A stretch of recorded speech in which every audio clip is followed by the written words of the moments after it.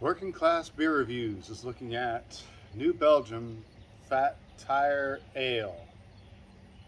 Now you'll notice that I'm calling it Fat Tire Ale. This is different. Originally, one of their original offerings was the New Belgium Fat Tire Amber Ale. And this is something they've reformulated. So let me go ahead, before we get into it, pop the top on this. This is a, guessing 19.2 ounce can is kind of what it looks like. I'll find out here in a minute after I pour it. I'm going to pour it in a mason jar for reasons that kind of coincide with what's going on with this beer.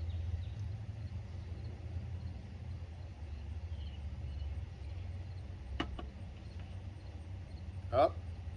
Look at that pour, man, right to the top. So, Fat Tire Amber Ale, it says established since 1991. So I'm going to the Fat Tire Ale. Did I say Amber Ale? That's out of instinct? If I did, Fat Tire Ale is says established in 1991 or since 1991. From the website, it says brewing notes. Fat Tire's unique flavor profile originates from 1930s Belgium. During this era of small breweries began offering easy drinking beer crafted with signature Belgian yeast in order to satisfy the taste of visiting British soldiers. Today, Fat Tire blends a subtle malt presence with a slightly fruity hop profile and crisp finish to create a bright and balanced beer that drinks easy anywhere.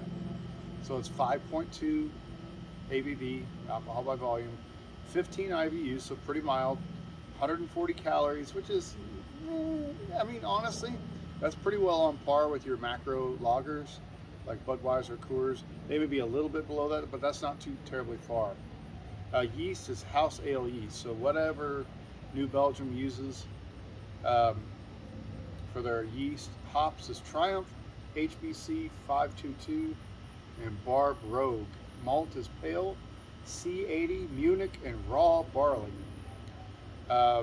Fort Collins is where this is based out of, and they also have a brewery in Asheville, North Carolina, so that helps them with their distribution. Obviously, in order to be more broadly or widely broadcasted. So this is not the original, and that's kind of what I was wanting to get into. This is reformulated, and after I read articles about this, it's hard not to get wrapped up into modern day discussions about why companies do certain things and whatnot. So before we get into, if you want me to, I'm going to expand a little bit, I guess, into that just by articles. What do we have? A pretty, like a dark golden. I put this in a mason jar. This is a Golden Harvest mason jar, so one of your normal canning jars.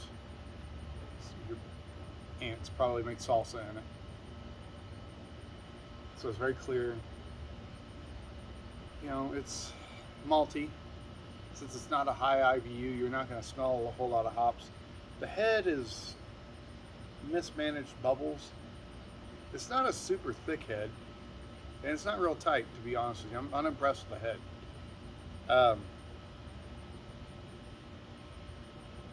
Let's just kind of look on the can real quick. Now it says carbon neutral. New Belgium, high quality, low impact.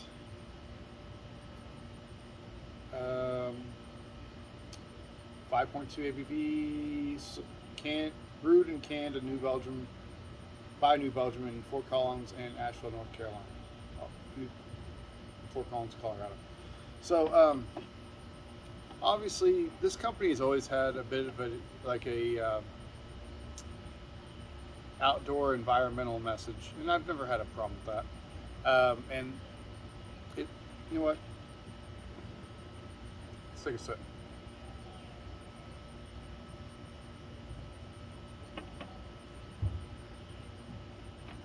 Much lighter than I remember. The color is much lighter than I remember. I remember the Amber Ale.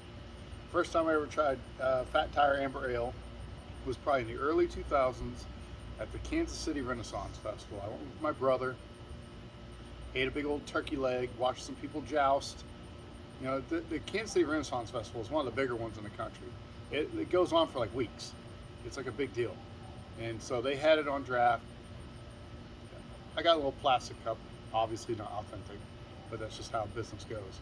But it was amber colored. This is not amber colored. This is golden. This is like a golden ale. So the recipe is much different.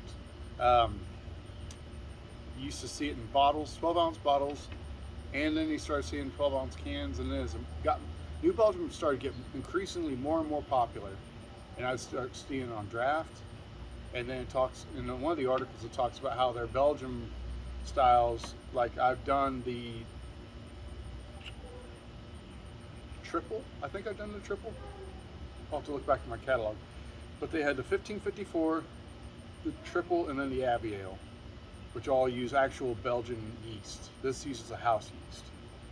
So this is not, the Belgian yeast is very, got a lot of character in it. It departs a lot of character. So this is my first time trying this. And I bought this thinking, oh, that's kind of a neat can, but where's the amber? And now I see what happened. So without further ado, let's look at some of the, let's look at this one article here by, is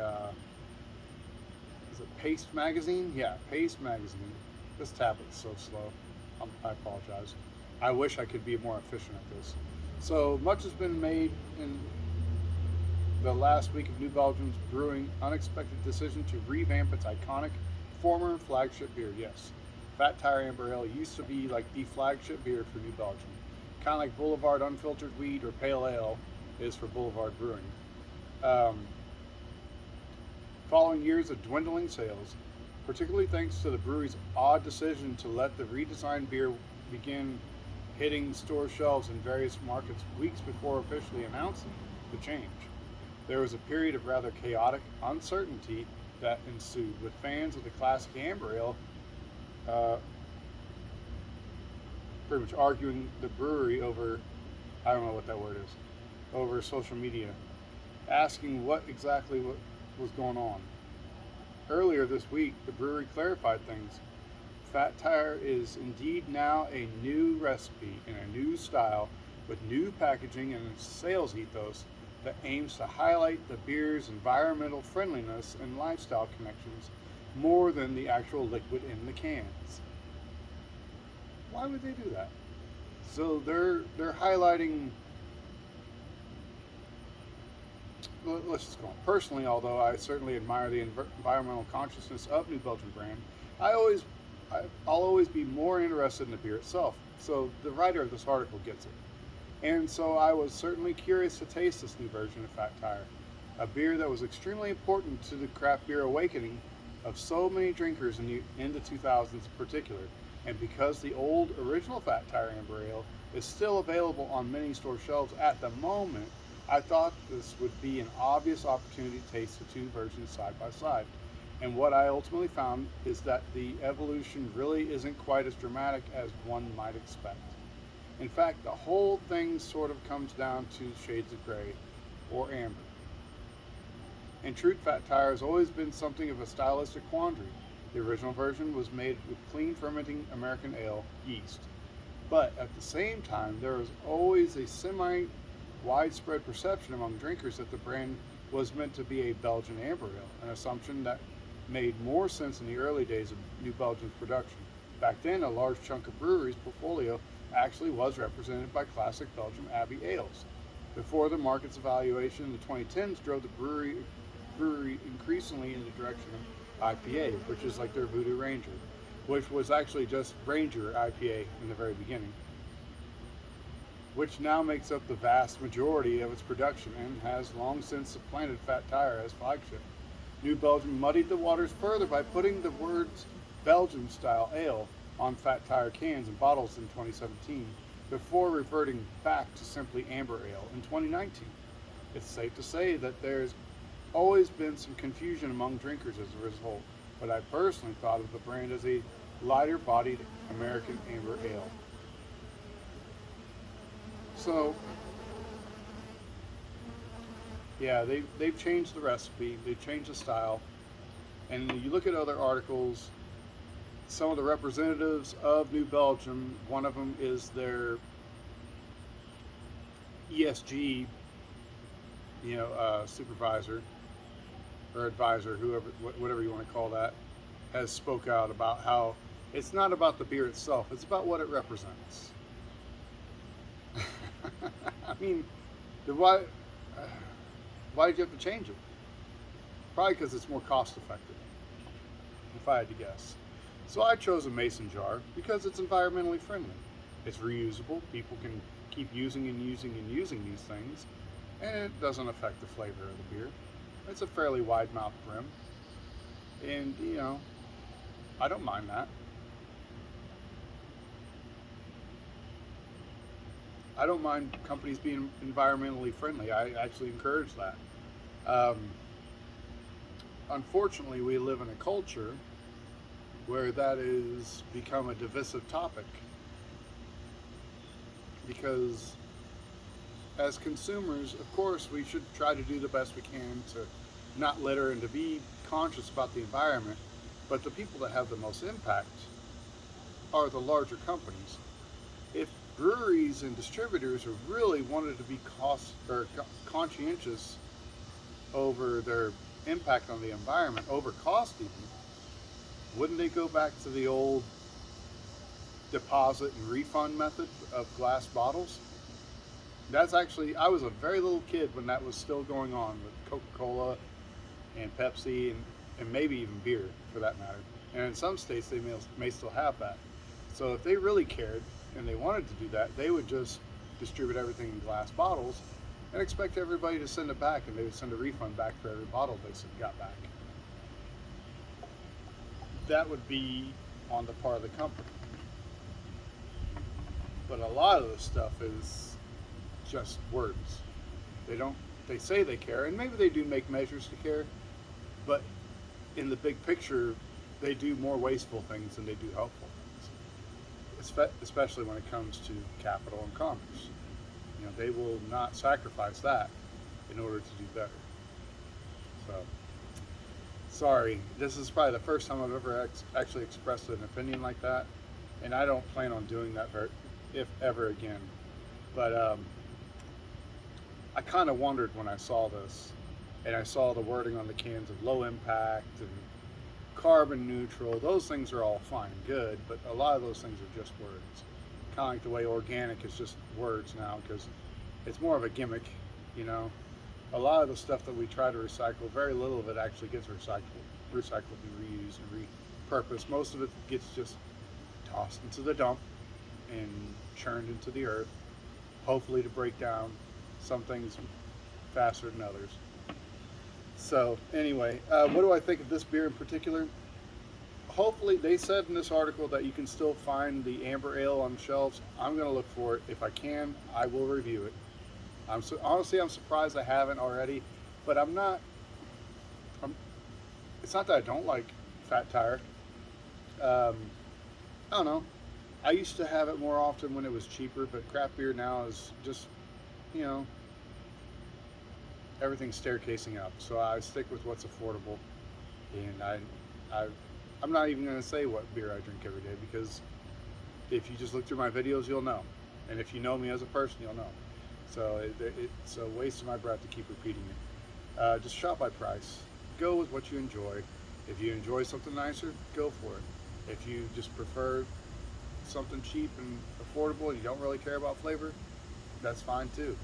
You know, do whatever you feel is best for you. I'm sure this is distributed in bottles and cans and everything else. I just happened to see this and I wanted to try it. Alternatively powered. They're big into the bicycle thing. That's part of the, up in Colorado, that's a very popular thing. A lot of bicycling, outdoors type stuff, and I'm all about that. If you know me as a person, I love to hike. I love to be outdoors. I love to fish. I do recycle what I can and stuff like that. I'm not one of these naysayers when it comes to, being green. Remember in the late 2000s that was a thing? Being green. Man, everything gets commercialized and run into the ground. So anyway, this isn't so much of a beer review as it is a rant. 5.2 is a fair, you know, ABV. 15 IBUs, that's pretty low.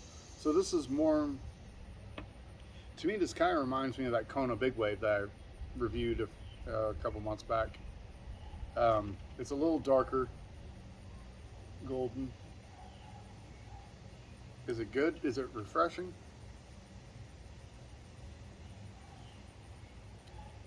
Yes. It's a decent beverage. It is not as enjoyable as the original Fat Tire Amber Ale, in my opinion. And the company, you know, I think you should do both. You know, if they want to do the Amber Ale like a classic, you know, kind of like you have classic Coca-Cola and you have New Coke. This is like New Coke. You know, it makes me wonder if some people are going to be up in arms about this, especially when they read the messaging of it. That's such a turnoff. So, as the kids call it today, so cringy that they want to. That's what they want to go with. You know, why stop? Just do it. Don't talk about it. If you want to do good things, do good things. Don't broadcast yourself as some virtuous person. You know, I'm sorry. Anyway, goodness, what a review. Uh, yeah, it tastes fine, and it's okay. If it's within your price range and you want to get it, go for it. Sorry, the bugs are kind of bothering me. But anyway, I appreciate you guys bearing and gritting your teeth through this, and I hope I didn't bother anybody. And I've got some other ones in the fridge. This was kind of more of a baseline one that I saw.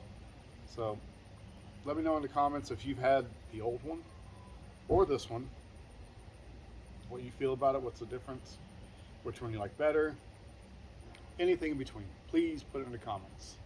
And I will see you guys later.